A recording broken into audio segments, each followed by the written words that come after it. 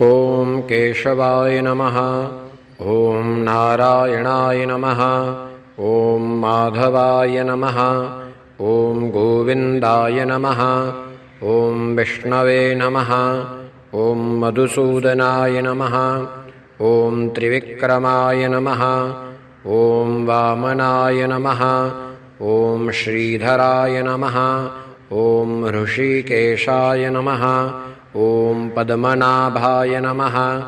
ॐ दामोदराय नमः। ॐ सङ्कर्षणाय नमः। ॐ वासुदेवाय नमः। ॐ प्रद्युम्नाय नमः। ॐ अनिरुद्धाय नमः। ॐ पुरुषोत्तमाय नमः। ॐ अधोक्षजाय नमः।